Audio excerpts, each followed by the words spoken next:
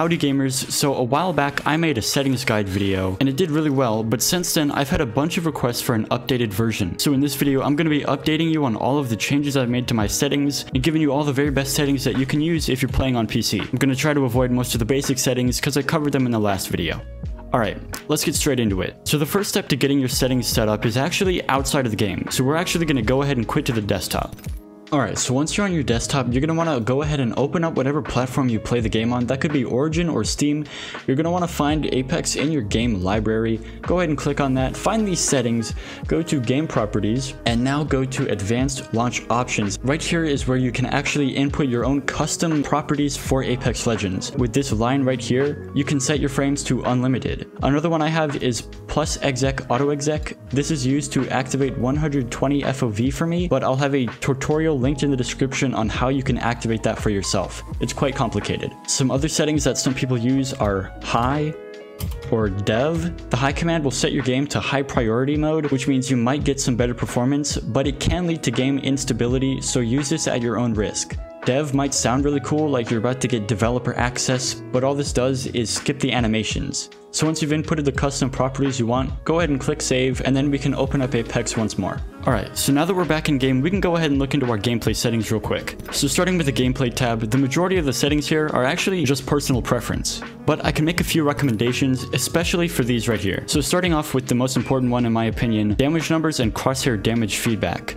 By default, this is set to X, but you're going to want to switch this off. What we're seeing is that with this turned off, you can actually get a lot more visibility because you're not looking at this big X across your crosshair. Damage numbers, leave this alone. On default, it's set to stacking, and that's exactly where it wants to be. Another important setting, I would recommend turning minimap rotation on. This can help you with your map awareness and orientation. Jetpack control, this is a new setting, and this is specifically for Valk players.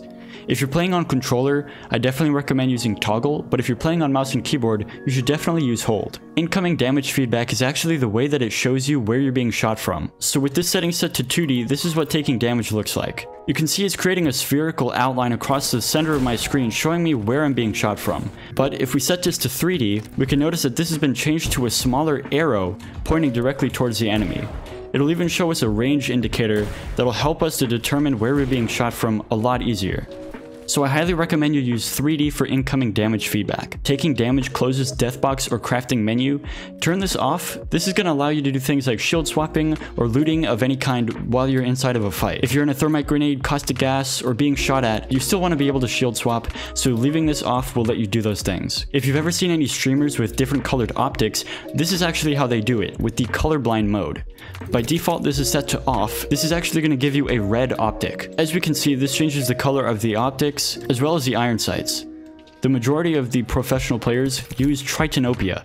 This is going to give us a yellow optic. This actually makes it a lot easier to see where your optic is pointed. Personally, I like Tritanopia a lot better than default. Moving over to the mouse and keyboard settings, I don't recommend you ever copy anyone else's sensitivity, but you do want to find something that falls within a range that's most controllable for you. If you haven't been messing around with your sensitivity a lot, I would definitely recommend trying out some new sensitivities, giving them time, and then seeing if they're working for you. An important setting is actually found right here. If you click on this tab, it'll open up this new page where we can actually find an ADS sensitivity multiplier. Your sensitivity scales with FOV, and when you aim down sights, your FOV decreases. So setting this to 1.3 will actually give you an accurate 1-to-1 mouse sensitivity when you're ADSing and when you're hip firing. Alright, so we can now move on to my keyboard settings and what in my opinion are two of the most important settings that I have. That's actually setting move forward to scroll wheel up and jump to scroll wheel down. Having move forward set to scroll wheel up allows you to do a movement tech called tap strafing. This allows for physically impossible movement that you'll see players like Fade, Lyric, or ACU using all the time. We all know that scroll wheel jumping can help you with b-hopping, but you may not know that it actually helps you with zipline movement. For example, this is a classic spacebar jump. As you can see, I barely get any height and I don't even get very far, but this is a zipline jump incorporating the scroll wheel. As you can see, I easily doubled my height and distance. If you've ever been amazed by Fade's zipline movement, this is how he does it. So I definitely recommend these two binds right here. Move forward set to scroll wheel up and jump set to scroll wheel down. Moving over to controller, I still don't play controller, so I'm just going to jump straight over this category. Moving on to my video settings, you're going to want to make sure you're playing on full screen resolution. If you're playing on borderless window, this can lead to some issues with your monitor's refresh rate. For me, I play 1080p resolution, but if you're looking for a way to play stretch res, which a lot of pro players do, I'll leave a great tutorial linked down in the description. For my field of view, it says 110, but I actually play 120 FOV. This isn't a setting you can activate in-game, you actually have to go through a complicated process to activate it within the game files. Again, I'll leave a fantastic tutorial to this setup in the description down below. Demonstrating the difference here, this is 110 FOV, and this is 120 FOV. Make sure you set sprint view shake to minimal.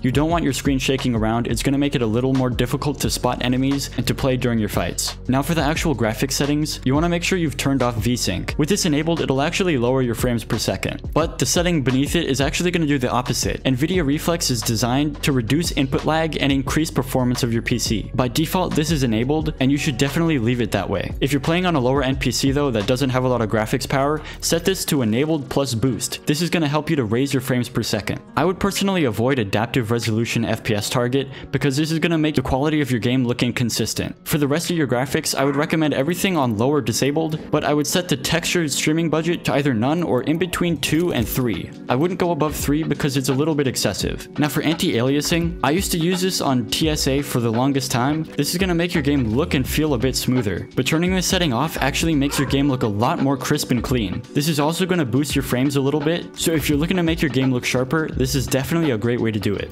And the last tab is actually the audio tab, and the only important setting here is sound and background. If you ever alt tab to look at YouTube or Twitch, you want to make sure you can still hear the game in the background, so you know if you get into a match or whatever's happening in the game. So there we have it. Those are all of my new settings. I really hope this video helped you out. If you learned anything at all, feel free to click the like button. It'll definitely help me out a ton. As always, thank you so much for watching, and I hope you have a great rest of your day.